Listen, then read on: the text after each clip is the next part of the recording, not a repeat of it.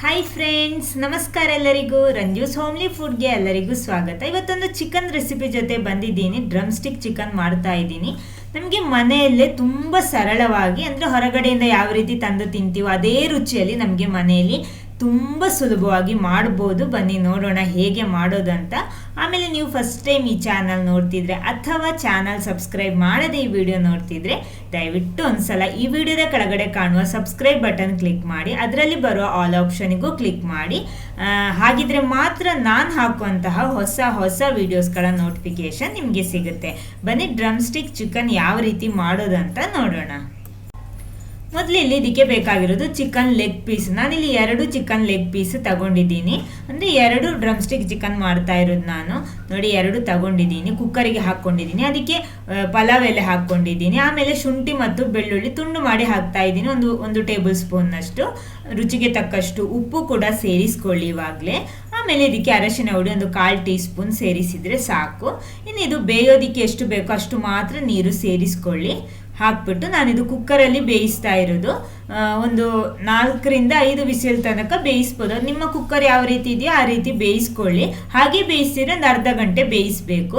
ನೋಡಿ 4 ವಿಸಿಲ್ ಆಗಿದೆ, ಇವಾಗ ಸಾಕು. ತೆಗಿತಾ ಇದ್ದೀನಿ, ಆವಿ ಎಲ್ಲ ಹೋಗಿದೆ. ಚಿಕನ್ ಎಲ್ಲ ಬೆಂದು ನೋಡಿ ಇವಾಗ ರೆಡಿ ಆಗಿದೆ. ನೋಡಿ ಈ ರೀತಿ ಇದೆ. 2 ಪೀಸ್ ಕೂಡ ನಾನಿಲ್ಲಿ ತೆಗಿತಾ ಇದ್ದೀನಿ. ಕರೆಕ್ಟಾಗಿ ಬೆಂದಿದೆ ನೋಡಿ.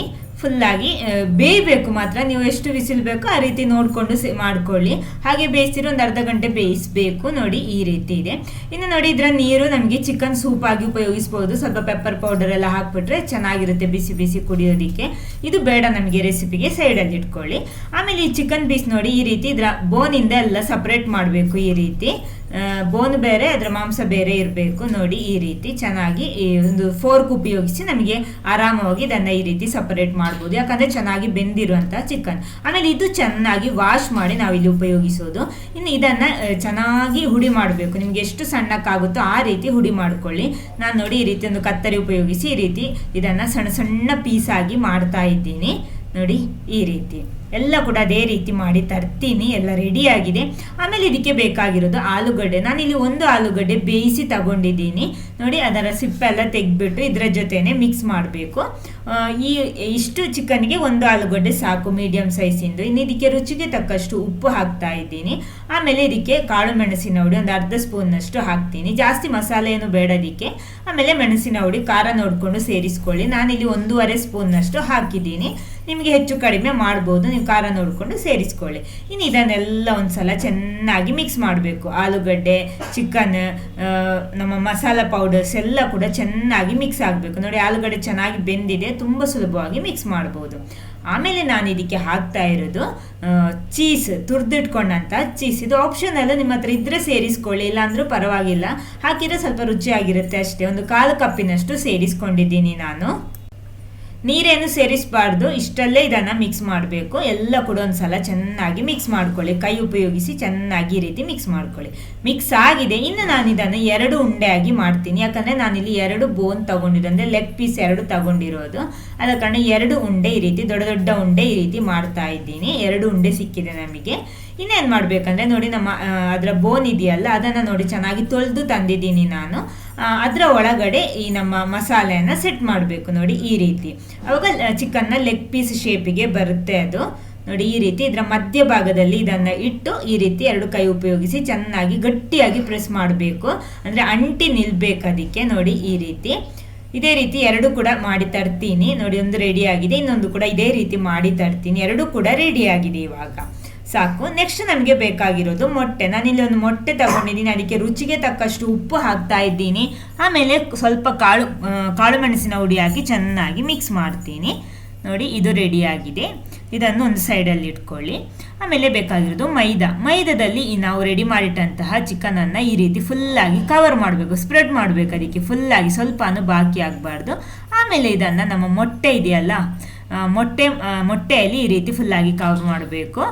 ಮೊಟ್ಟೆ ಕವರ್ ಮಾಡಿದ ಮೇಲೆ ಪುನಃ ನಮಗೆ ಬೇಕಾಗಿರೋದು ಬ್ರೆಡ್ ಕ್ರಮ್ಸ್. ಆಮೇಲೆ ಬ್ರೆಡ್ ಕ್ರಮ್ಸಲ್ಲಿ ಚೆನ್ನಾಗಿ ಇದನ್ನು ಮಿಕ್ಸ್ ಮಾಡಬೇಕು. ನೋಡಿ ಈ ರೀತಿ ಕವರ್ ಮಾಡಬೇಕು. ಟೈಟಾಗಿ ಈ ರೀತಿ ಮಾಡಬೇಕು. ಇವಾಗ ಒಂದು ಲೇಯರ್ ಈ ರೀತಿ ಆಗಿದೆ. ಇನ್ನು ಪುನಃ ಒಂದು ಮಾಡಬೇಕಿದ್ರೆ ಪುನಃ ಅದೇ ರೀತಿ ಮೊಟ್ಟೆಯಲ್ಲಿ ಮುಳುಗಿಸಿ ಬ್ರೆಡ್ ಕ್ರಮ್ಸಲ್ಲಿ ಮುಳುಗಿಸಿದ್ರೆ ಆಯಿತು. ಇನ್ನು ಎಣ್ಣೆ ಬಿಸಿ ಮಾಡೋದಕ್ಕೆ ಇಟ್ಟಿದ್ದೆ, ಅದರಲ್ಲಿ ಹಾಕ್ಬಿಟ್ಟು ಫ್ರೈ ಮಾಡಿದ್ರೆ ಆಯಿತು. ನಾನಿದು 2 ಕೋಟಿಂಗ್ ಕೊಟ್ಟಿದ್ದೀನಿ, ಪುನಃ ಒಂದು ಸಲ ಮೊಟ್ಟೆಯಲ್ಲಿ ಮಿಕ್ಸ್ ಮಾಡಿ ಬ್ರೆಡ್ ಕ್ರಮ್ಸಲ್ಲಿ ಮಿಕ್ಸ್ ಮಾಡಿದ್ದೀನಿ. ಆಮೇಲೆ ಇನ್ನೊಂದು ವಿಷಯ ಏನಂದರೆ ಇದು ಚೆನ್ನಾಗಿ ಬೆಂದಿರುವಂಥದ್ದು, ಒಳಗಡೆ ಎಲ್ಲ ಬೆಂದಿದೆ, ಚಿಕನ್ ಆಲೂಗಡ್ಡೆ ಎಲ್ಲ ಬೆಂದಿದೆ, ಹೊರಗಡೆ ಮಾತ್ರ ಸ್ವಲ್ಪ ಬೆಂದರೆ ಸಾಕು. ಆಮೇಲೆ ಚೀಸ್ ಮೆಲ್ಟ್ ಆದರೆ ಸಾಕು. ಆದ ಕಾರಣ ಕೇರ್ಫುಲ್ ಆಗಿ ಜಾಸ್ತಿ ಫ್ರೈ ಮಾಡಬೇಡಿ, ಎಲ್ಲ 2 ಬದಿ ಕೂಡ ಚೆನ್ನಾಗಿ ಕಲರ್ ಬರುವ ತನಕ ಫ್ರೈ ಮಾಡ್ಕೊಳ್ಳಿ. ಕ್ರಿಸ್ಪಿಯಾಗಿ ಹೊರಗಡೆ ಕ್ರಿಸ್ಪಿಯಾಗಿ ಸಿಗುತ್ತೆ ನಮಗೆ ಈ ರೀತಿ ಮಾಡಿದರೆ ನೋಡಿ. ಆಮೇಲೆ ಅದರ ತಳಭಾಗ ಫ್ರೈ ಆಗೋದಕ್ಕೆ ಈ ರೀತಿ ಮಾಡಿಬಿಟ್ರೆ ಆಯಿತು ನೋಡಿ. ಎಲ್ಲ ರೆಡಿ ಆಗಿದೆ, ಸಾಕು. ನಮ್ಮ ತುಂಬ ಸುಲಭವಾಗಿ ಮಾಡಿರುವಂತಹ ಒಂದು ಡ್ರಮ್ ಸ್ಟಿಕ್ ಚಿಕನ್ ಫ್ರೈ ಇಲ್ಲಿ ರೆಡಿ ಆಗಿದೆ ನೋಡಿ. ಈ ರೀತಿ ಇರುತ್ತೆ. ಇದನ್ನು ತೆಗಿತಾ ಇದ್ದೀನಿ, ಇದೇ ರೀತಿ ಇದನ್ನು ಟಿಶ್ಯೂ ಪೇಪರಲ್ಲಿ ಹಾಕ್ತಾ ಇದ್ದೀನಿ. ಇದೇ ರೀತಿ ಇನ್ನೊಂದು ಚಿಕನ್ ಕೂಡ ಅದೇ ರೀತಿ ಫ್ರೈ ಮಾಡಿ ತರ್ತೀನಿ ನೋಡಿ. ಇಲ್ಲಿ 2 ಕೂಡ ರೆಡಿ ಆಗಿದೆ ಇವಾಗ ನೋಡಿ. ನೋಡೋದಕ್ಕೆ ಎಷ್ಟು ಚೆನ್ನಾಗಿದೆ, ಅದೇ ರೀತಿ ರುಚಿ ಮಾತ್ರ ಸೂಪರ್ ಆಗಿರುತ್ತೆ ನೋಡಿ. 2 ಕೂಡ ಇಲ್ಲಿ ರೆಡಿ ಆಗಿದೆ. ಇದನ್ನು ಟೊಮೆಟೊ ಸಾಸ್ ಅಥವಾ ಟೊಮೆಟೊ ಕೆಚಪ್ ಜೊತೆ ಎಲ್ಲ ಡಿಪ್ ಮಾಡಿಬಿಟ್ಟು ತಿನ್ಬೋದು.